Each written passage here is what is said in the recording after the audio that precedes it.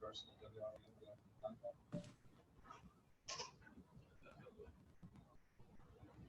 I think they do it to the site, so trash. I think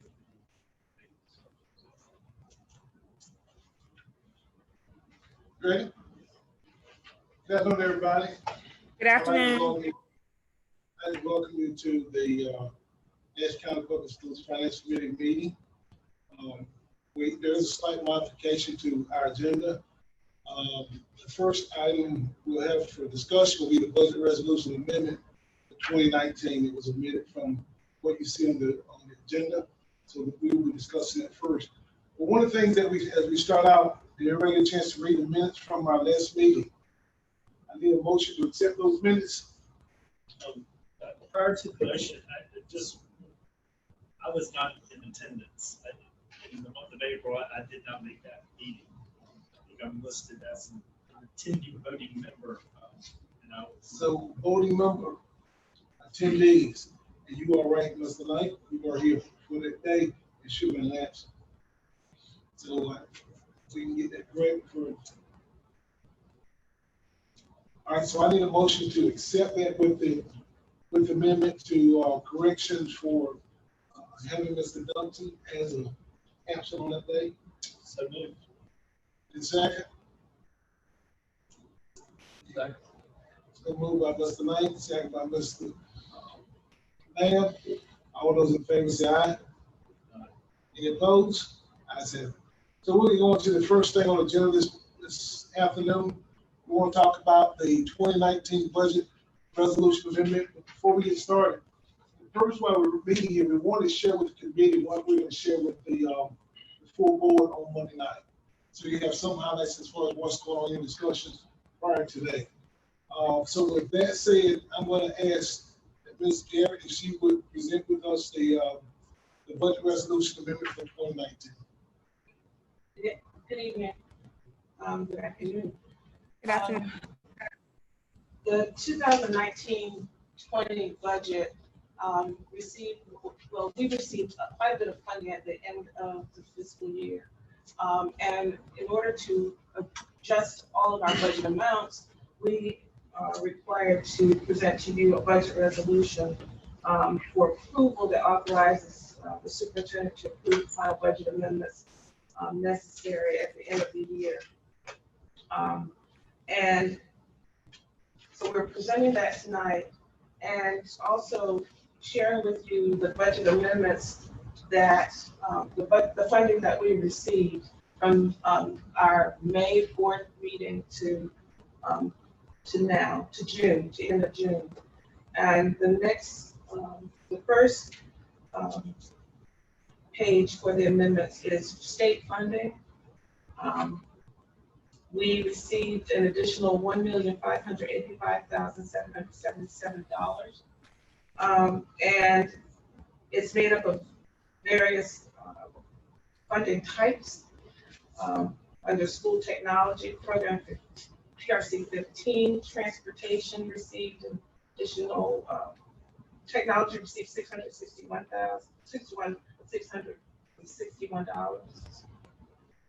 Transportation for the early college second semester equipment contingency allotment, they received, we received $65,492.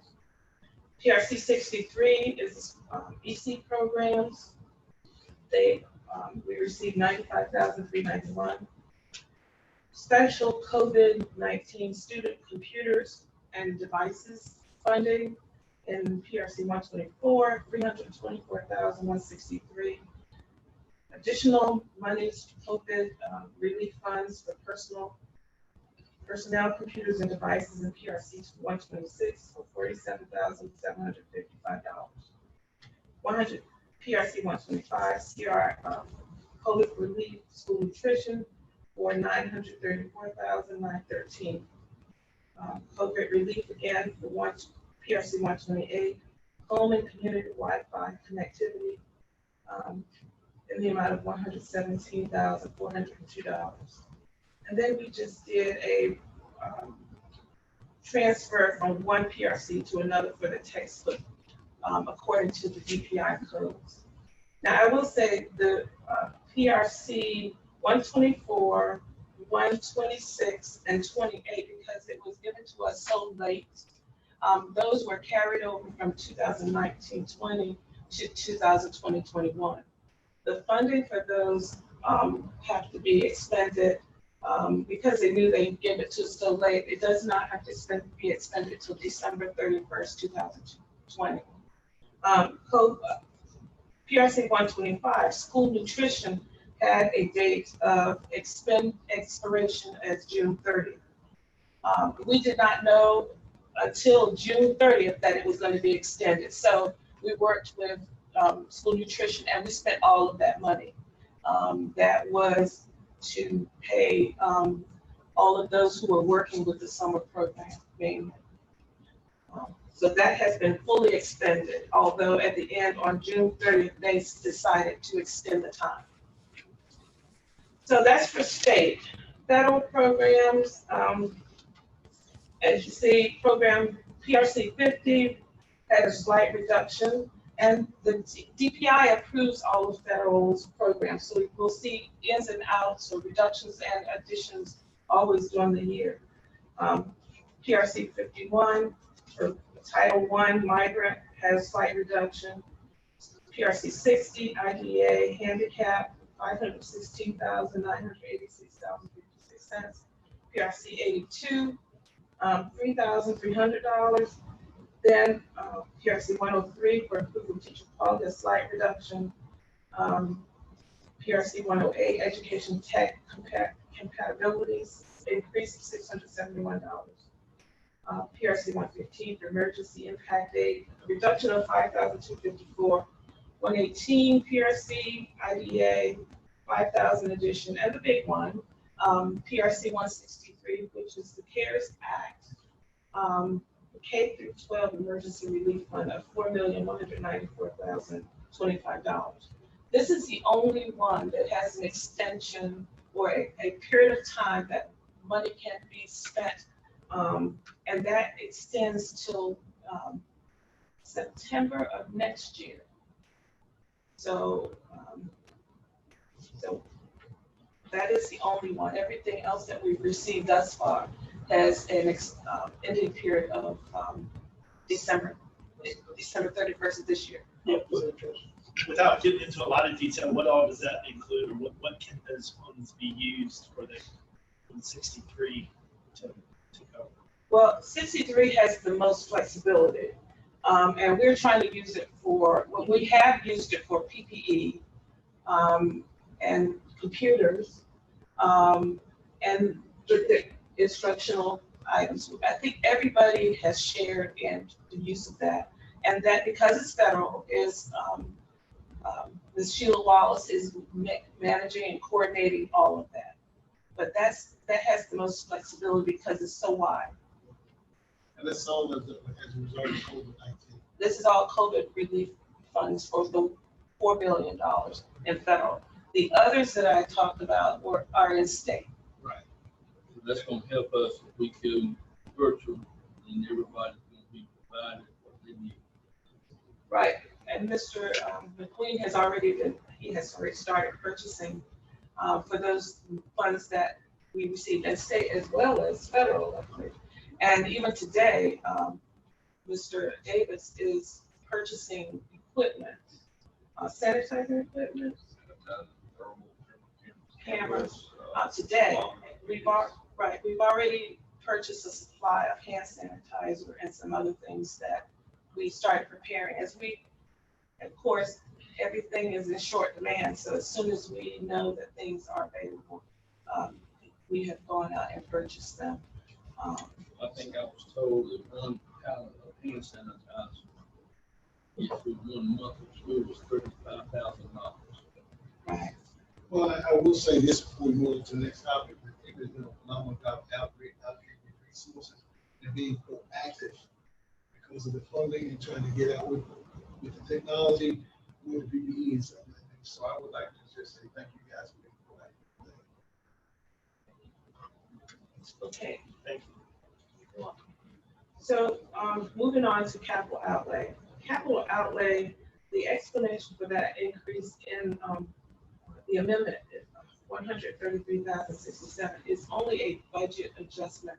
It has, when we received the 2019-20 calculation from the finance department of the county commissioners, it's divided in two sections or two categories.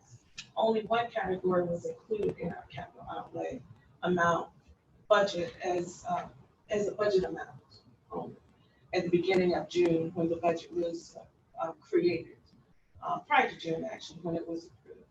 So as we have started doing a lot of internal review, preparing for the audit, after receiving a copy from the county commissioners, we realized that the other additional amount should have been reflected in the budget, which as of June, that was added in.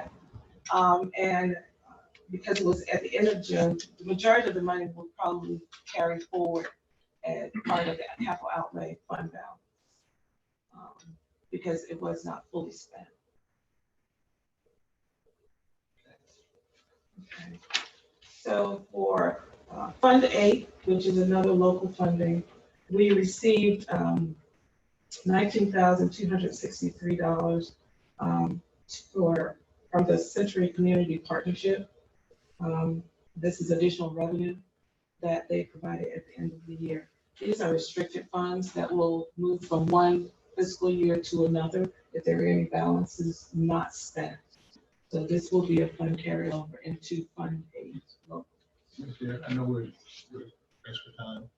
Could you share with the team, Century Community Partnership, who they are? I believe it's, and I had not looked it up. It's one of the More at 4 groups that we have. But we've been working with these groups and groups like these that actually fund the district, assist them fund the district. So that's a positive thing. That's some of the things that we have to do going forward to look for outside sources to help us fund some of this. And we have several agencies that we work with that the funds are kept in Fund 8. Some of them we spend the money and we get reimbursed for the cost of our expense. But there is a contract relationship with these agencies.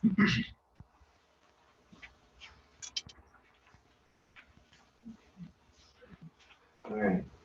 So when we approved the 2020-21 budget, we were in the process of, when we created, we were doing manual movements from Excel to Word. So we realized as we looked at all of our documents to add our budgets to the system, we found that the page 4 of the original budget was incorrect.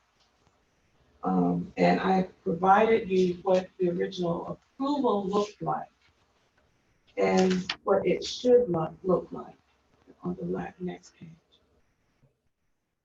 The totals did not change significantly because, as I said, we were actually cutting and pasting from one file to another. And I'm going to be very transparent how this actually happened.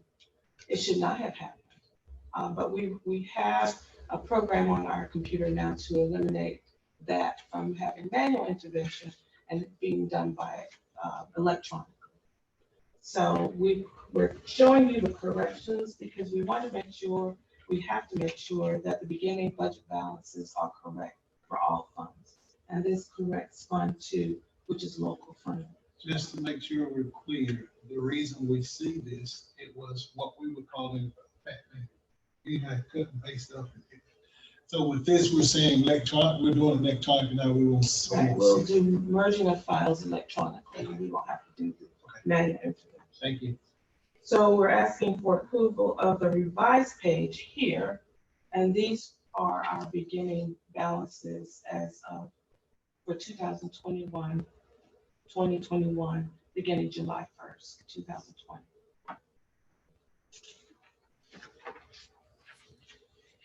So once those are approved, then we move into our budget resolution for 2021. And we're still using the same format, using what we refer to in the account code structure for DPI, using the purpose codes. So as we go through, you'll see all of the purpose codes are the summarized account codes, summarized to the highest level for DPI, and DPI's chart of accounts. With us beginning with state funds, our planning numbers, our amounts for state was $97,090,491. $97,090,491. For state, our amount that we are to receive total we're expecting is $23,638,982. This is the amount submitted for your approval tonight. The local is 23,638. 638, local, what did I say? State, I'm sorry, local, yes. For federal, we are, the beginning number will be $14,506,276. For child nutrition, the amount is, well, excuse me, let me go back, capital outlay is $1,699,517. For child nutrition, $9,360,497. And for local fund 8, $1,433,000.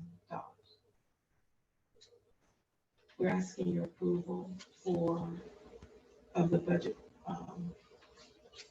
the approval of it to be submitted for full board approval of the budget resolution.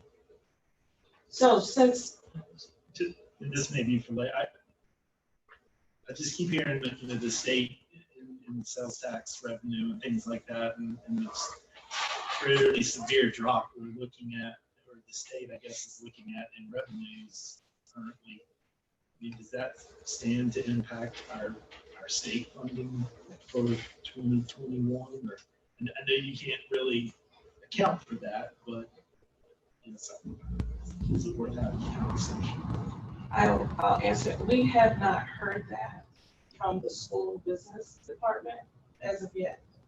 I think right now there is, they are trying to use as much of the federal dollars that they're getting as possible. But we have not heard that that there will be an impact in the dollars that we're getting. So I guess there's no way to account for it, but is there a way to prepare for it in the likelihood that we get a shortfall as we get through the year? Or is that not how it's works? We're hoping that the CARES Act funding, round 2, will have more flexibility, but I think that's what, I really think that's what the state is hoping to get. They have a shortfall of federal money, which is basically on our Title I dollars, whatever. Could be the answer to some of our filling gaps, because they're already getting some other money for technology and transportation, because I think that's why they're hoping that the CARES funding goes. And then we just amend as the year goes. Yes. As that changes. Exactly. As we get the changes, we will amend. In fact, that leads us to the amendments that we've received thus far for state. We started out with, so I presented the first or the third column is the planning allotment that totals the 97 million that we just saw on the budget resolution. So that was our planning allotment total. This month, the state actually said, okay, your initial allotments are reflected in the fourth column here. Okay. Since then, we've had several adjustments or funding allotments. So we are still adjusting. So from our planning allotments, we have gone from revision 000 to revision 005. And we're going to continue. For 1920, we went to revision 61. So, but we will present to you each board meeting the revisions so that we always have current budget balances. And they have been approved. So this report, I'm not sure if you want me to go through. The state is not cutting the teacher allowance from where we ended up last year. No, we actually got, gained a few, but now I'm not sure yet how they're going to look at the ADM this year. Because previously, they would, I think about October, look at the ADM or January, look at the ADM and maybe reevaluate the number of positions that we're allocated for the year. Your first 20 days are very important to Right. how the state did a lot of this, which is very important. Conversation we open. Right. So we don't know if they're going to do that at all this year because of our new norm for this year. So there's a lot of things that relate to ADM that they still have not decided how that's going to be handled this year. Well, that's moving anyway for the state. At the beginning of the year, they put them out, but if it's something to change about during the course of the year, what I've seen. But the good thing they have, a lot of times they project what you should have, and a lot of times we end up, years past, we ended up cut a number of state positions, but they're gonna fund us with what we ended up with last year. That's a positive sign, in my opinion. Well, we don't know what's going to happen, but right now we did make in a few positions in class, in certified positions. It would be good if they held us harmless and used last year's ADM counts to be able to move past these 20 days and fund us up we were funded as last year with our ADM. So, because the attendance is going to be different this year compared to regular school year, trying to first 20 days you count hits. Turn that in, it's gonna be different. So we've covered everything that was to be presented to the finance committee for consideration and approval. One of the things we're doing is this year, I would like first of all, the resolution we have, which we need to vote on. I think it's 3 of them. I mean, resolutions, I don't know. Well, we have the resolution for 2019, 2020 year-end amendment, resolution for amendments. Then we have, it's not a resolution, but it's a request for approval of revisions to Fund 2 local funding, budget balances. Then the resolution for the budget for 2020, 2021. So I need a motion, for discussion, so I need a motion for those 2 resolutions that give the superintendent the authority to manage that process out of for the 2020, 21 local funding correction, budget correction. let's come about it. That's where let's come about it. And then the 2021 budget resolution and amendments. So can I get a motion for those amendments, declarations, and resolutions for the finance committee to send to the full board on Monday? So it's motion by Mr. Knight, second. Second by Mr. Lamb. Any questions or discussions? Hearing none, all those in favor say aye, please. Aye. Ayes have it. Thank you. So with that said, we've covered those items. I just want to thank you again for the outstanding work you guys doing as far as especially being proactive with this. So if nothing else holds this committee's attention, we'll adjourn it. And Just one quick question. In the 2 years I've been on there, our finance reporting at board meetings has been either none or some, or I was just kind of wondering what is the forecast for this coming year of what we might expect each month as a form of report.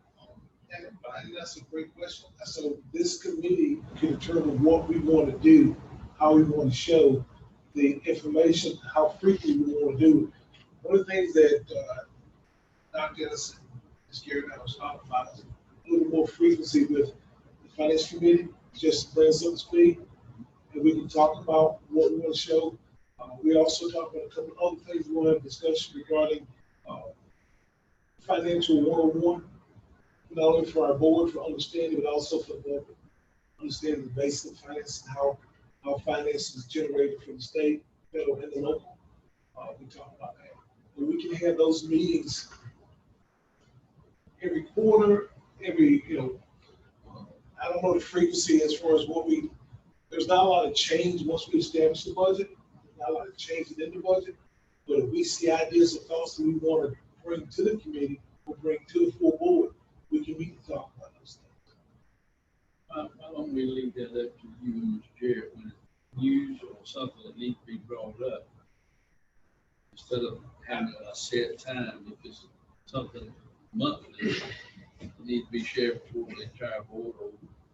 I know how the state operates. Sometimes it's not the speediest in the world. It might not be any new news to report on in September, because they might not.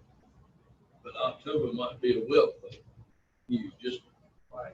And I agree. But leave it up to you, Mr. Chair. I know Mr. Duncan will want to know the frequency, but that's why we don't do so often. Yeah, no, I defer. Like I said, I feel like we've gone through stretches where we haven't done anything. We've gone through stretches where maybe Just the resolution. yeah. So that doesn't matter to me. I know we've got something to present in August, and I assume we'll meet again when we've got something else to. Right. I still what we. Excuse me for just a second.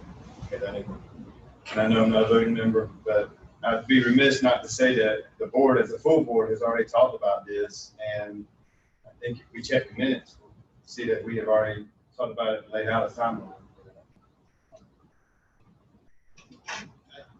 So I think that might be a discussion for the full board instead of just.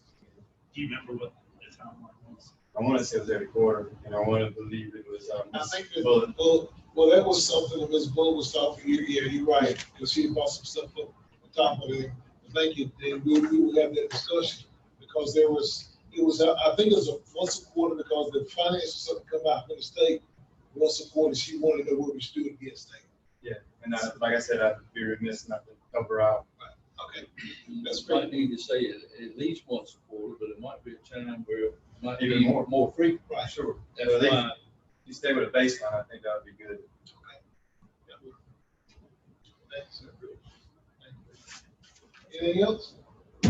Adjourn. Thank you, Bill. Thank you. Thank you, Mr. Dr. Chair. Ellis. What time is it?